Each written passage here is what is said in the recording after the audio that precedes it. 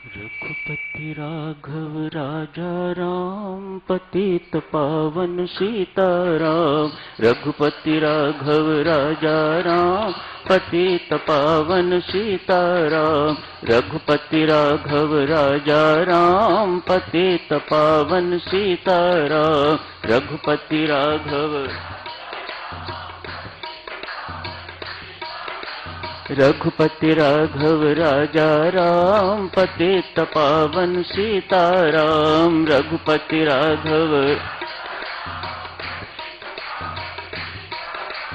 रघुपति राघव राजा राम, पतित पावन सीताराम। रघुपति राघव राजा राम, पतित पावन।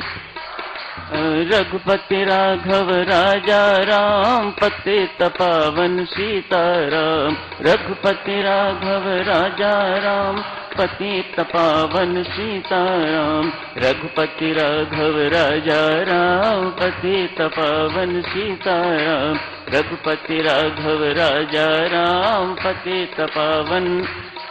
रघुपति राघव राजा राम, पतित पावन सीताराम। रघुपति राघव राजा राम, पतित पावन सीताराम। रघुपति राघव राजा राम, पतित पावन सीताराम। रघुपति राघव राजा राम, पतित पावन सीताराम। रघुपति राघव राजा राम, पतित पावन सीताराम। रघुपति राघव राजा राम, पतित पावन सीताराम। रघुपति राघव राजा राम, पतित पावन सीताराम। रघुपति राघव राजा राम, पतित पावन सीताराम।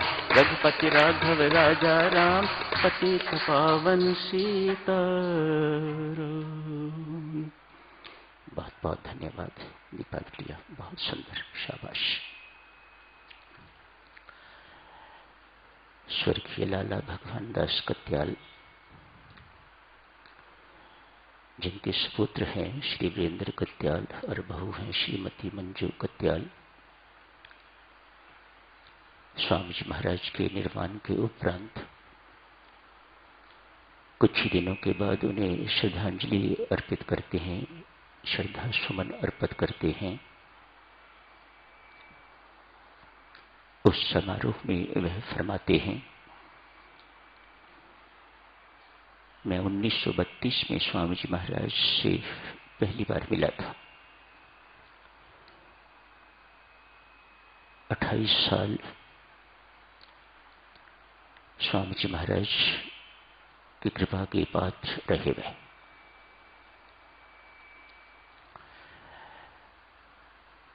उनके अपने शब्द हैं,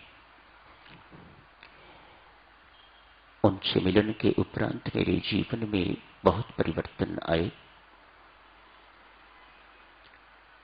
ऐसे समय भी आए जब मुझे अपने संकटों का बखान उनके श्री चरणों में रखना पड़ा।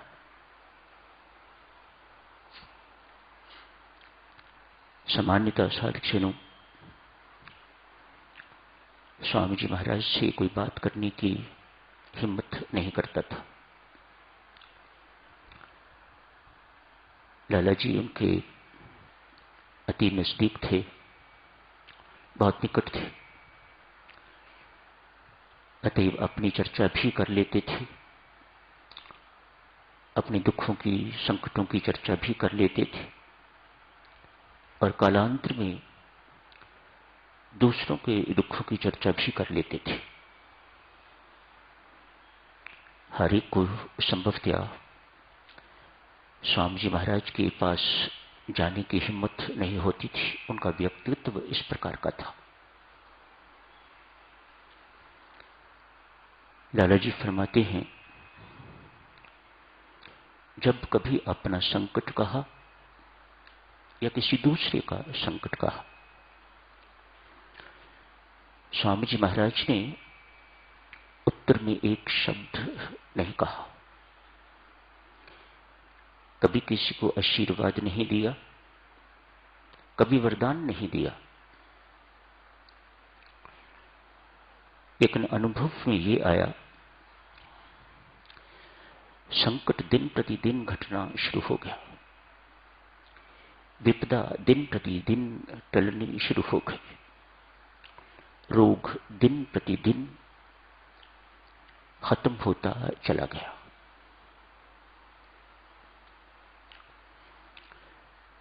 ऐसी परंपरा रही है साधुजनों हमारी। स्वामी जी महाराज के व्यक्तित्व से यही बोध होता है। लाला जी भी फरमाते हैं, अनेक सारी सिद्धियों के मालिक, लेकिन कभी किसी सिद्धि का प्रदर्शन आशीर्वाद के रूप में या वरदान के रूप में नहीं किया। मुझे बहुत लज्जा आती है ये कहते हुए भी, जब मेरे पास इधर लोग आते हैं और खड़े रहते हैं, आशीर्वाद दीजिए, क्या दूं मुझे समझ नहीं आती। बहुत छोटा महसूस करता हूं, बहुत लज्जित शर्मिंदा महसूस करता हूं। ये स्वामी जी महाराज का सिस्टम नहीं है।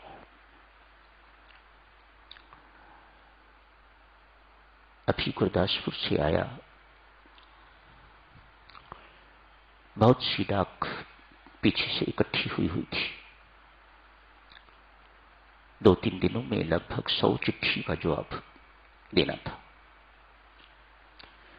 उसमें एक चिट्ठी थी, 3 बड़े पृष्ठ, कॉर्नर टू कॉर्नर, एक कोने से दूसरे कोने तक छोटे छोटे शब्दों में, अक्षरों में लिखी हुई चिट्ठी। यदि शबनम जी लिखें उसे तो शायद 10 पृष्ठ हो जाएं। इतनी लंबी चिट्ठी। सोचा तत्काल तो इसे पढ़ नहीं सकूंगा। तत्काल इसे पढ़ा तो बाकी चिट्ठियां जवाब देने को रह जाएंगी। 2-3 दिन के बाद उस चिट्ठी को पढ़ने की बारी आई। बात तो इतनी ही थी लिखी हुई कि पिछले 6 माह से मेरे पति मेरी ओर देखते भी नहीं। मैं बहुत दुखी हूं, मेरा मार्गदर्शन कीजिए।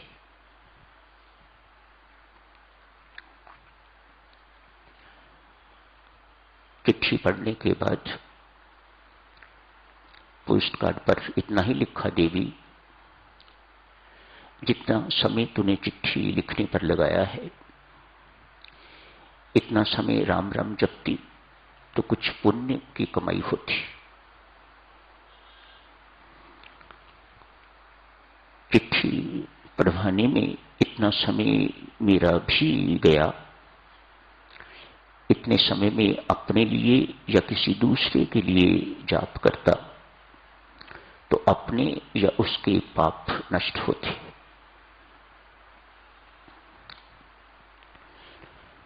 देवी मुझे लगता है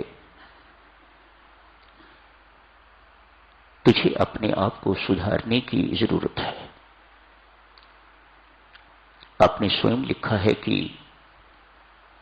जो कुछ हुआ है इसमें गलती तो मेरी भी है। उनकी क्या गलती है मैं नहीं जानता, लेकिन आपको सुधारने की जरूरत है। आप सुधरो। बहुत दफा साधक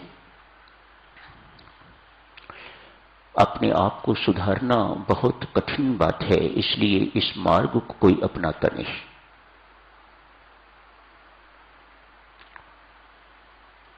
दूसरों की गलतियां बहुत जल्दी दिखाई देती हैं। उनकी गलतियों को बखान करना, बढ़ा चढ़ा के चर्चा करना, बढ़ा चढ़ा के उनका चित्रण करना, पिक्चराइज करना उनको, ये हमारे स्वभाव हो गए हुए हैं।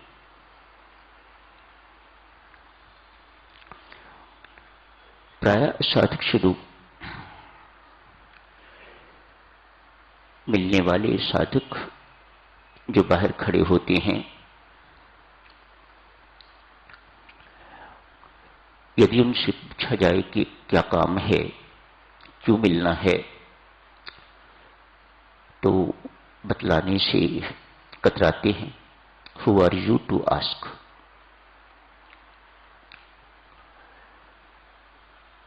यदि बताएंगे तो झूठ बताएंगे। बाहर कुछ बता के तो भीतर आएंगे, मेरे पास भीतर पहुंचते हैं तो बिल्कुल अलग बात करते हैं। इस स्थान पर आके भी झूठ बोलना, बेईमानी करनी या हेराफेरी करनी कितना बड़ा पाप है। क्या कमाई करके यहां से ऐसे साधक जाते होंगे। उदाहरण क्या, मुझे यकीन है उस साधक ने बाहर राजीव खन्ना जी को यही कहा होगा या शबनम जी को यही कहा होगा, मेरे घर की समस्या है,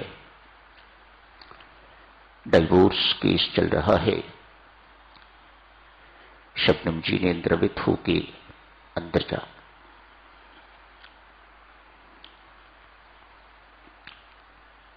राजीव जी भी, उनको भी लगा होगा कोई दुखी है, अंदर जाना चाहिए।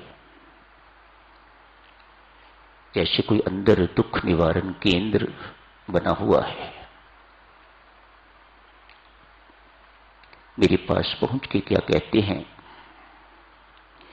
क्या मेरे जीवन में ऐसा अवसर आएगा जब मैं तेरे पांव दबा सकूंगा।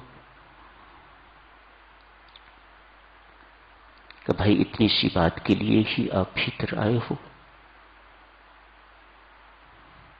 क्या कहे व्यक्ति ऐसे साधकों को, कितना समय बर्बाद होता है इन सब बातों में। मेरा समय तो जो है सो है ही, लेकिन साधक अपना कितना समय बर्बाद करते हैं। कल चर्चा चल रही थी, प्रभु राम के सिर के ऊपर पहाड़ जैसा संकट आना पड़ा है, डगमगाए नहीं, डोले नहीं। आज भी अंतिम पृष्ठों में आपने पढ़ा, संकट संकुल वन में जाना था लेकिन कोई खेद नहीं है। राजा दशरथ रो रहे हैं, बिलख रहे हैं, सारे अयोध्यावासी रो रहे हैं। वहां का वातावरण रुदन वातावरण है, राम हर्षित, शांत। परमात्मा कहते हैं, हर्ष अमर्ष निंदा स्तुति सुख दुख में जो शांत रहता है वह मोक्ष का अधिकारी बन जाता है। गीता जी के बलाढ्य शब्द। अविचल रहने वाला व्यक्ति, शांत रहने वाला व्यक्ति, न डामाडोल होने वाला, न डगबगाने वाला व्यक्ति मुक्ति का अधिकारी हो जाता है।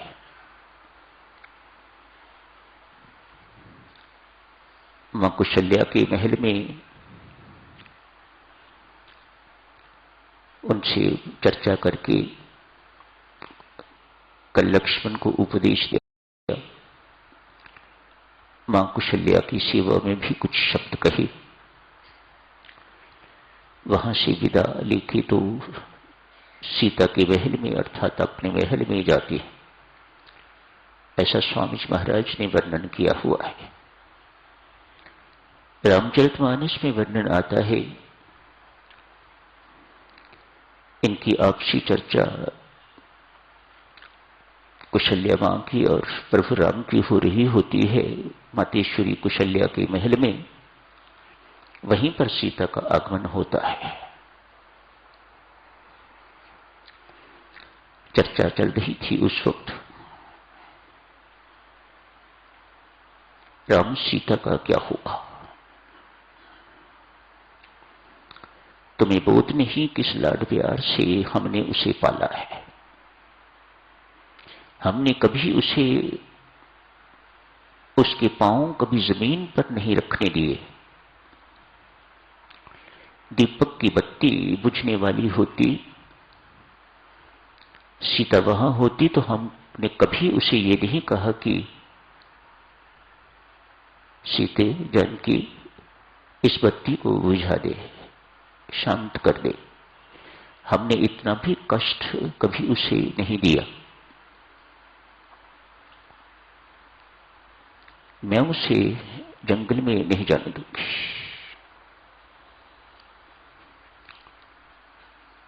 सारे के सारे अयोध्यावासी विलाप कर रहे हैं।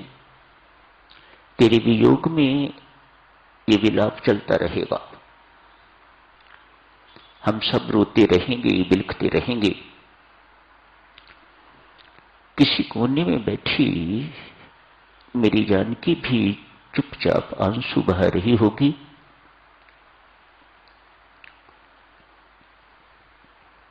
पूछने की हिम्मत तो नहीं, लेकिन यदि मैंने पूछ लिया, बिटिया क्यों रो रही है, स्वयं भी मां रो रही होगी, लेकिन इस वक्त कह रही हैं, मैं जब सीता को पूछूंगी बिटिया क्यों रो रही है, और जब जानकी मुझसे कहेगी मां अभी कितने वर्ष बाकी रह गए, मैं क्या जवाब दूंगी। ये मेरे से देखा सुना नहीं जा सकेगा। मैं तो यही कहूंगी पुत्री, अयोध्या की राजनीति ने तेरा सुख चैन छीन लिया। ये सब बातें सीता खड़ी सुन रही है। इसी बीच प्रवेश करती है भीतर। सारी चर्चा आपसी सुन ली है उसने। ये सूचना भी उसे मिल गई है कि राम जंगल जा रहे हैं 14 वर्ष के लिए। सीता कहती है मेरे मन में इस वक्त 2 ही विकल्प उठ रहे हैं, या तो प्रभु राम के साथ मेरा तन और प्राण दोनों जाएंगे, यदि देह यह रहा तो प्राण तो उनके साथ जाएंगे ही जाएंगे, मानो मैं जिंदा नहीं रह सकूंगी। इस वक्त आंखों में आंसू है। अभी प्रभु राम ने समझाना शुरू ही किया है। जंगल जाने के नुकसान, कष्ट, दुख बयान कर रहे हैं। मानो ये निर्णय दे रहे हैं सीता तेरा जाना जंगल में मेरे साथ उचित नहीं रहेगा। अब आंखों में आंसू है। अभी सीता ने अपने मुख से कुछ नहीं कहा। जब प्रवेश किया है तो मां कुशल्या के पांव छुए होंगे, प्रभु राम के चरण छुए होंगे, लेकिन अभी तक कोई शब्द बोली नहीं है सीता। आंखों में आंसू हैं तो मां कुशल्या से कहती है मातेश्वरी ये आंसू इसलिए नहीं कि राम जंगल में जाएंगे और मुझे वियोग सहना पड़ेगा, ये आंसू इसलिए नहीं। यदि राम मुझे अपने साथ जंगल में ले जाते हैं, वहां के दुख के भय के भी ये आंसू नहीं है। पीठ पर हाथ रख के तो मां कुशल्या पूछती है बिटिया फिर क्यों रो रही हो, कहा, मां, मेरे जीवन का आज पहला दिन है जब तेरी उपस्थिति में मैं राम के साथ बात करूंगी। इससे पहले साधुजनों, कभी मां कुशल्या के सामने, अपनी सास के सामने, ससुर की बात तो छोड़िए, अपनी सास के सामने कभी सीता ने अपने पति से कोई बात नहीं की। आज रघुवंश की परंपरा टूट जाएगी। किस ऊंचाई में श्री रामायण जी जिए हैं, किस ऊंचाई पर लोग थे उस वक्त। मेरी आंखों में आंसू इसलिए हैं मां, आज तेरे सामने मुझे राम से मुख खोलना पड़ेगा। अब बातचीत करती है जो कल आपने पढ़ी थी। अब बताती है, मुझे तेरी शिक्षा की आवश्यकता नहीं है राम, मैं पूर्णतया शिक्षित हूं। मेरे माता पिता ने मुझे बहुत शिक्षा दी हुई है, इत्यादि इत्यादि ये सब बातें आप कर चुके हैं। सीता का जंगल जाना भी निश्चित हो जाता है तो लक्ष्मण जी भी तैयार ही थे। उन्हें कौन रोक सकता है? उन्हें कोई रोकने वाला नहीं। जहां राम वहां लक्ष्मण, ये अलग हो ही नहीं सकते, अलग रह ही नहीं सकते।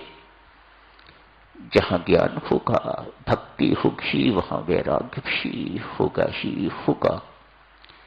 विशेष प्रयत्न उसे करने की जरूरत नहीं। समय हो गया है साधुजनों, यही समाप्त करने की इजाजत दीजिएगा। धन्यवाद।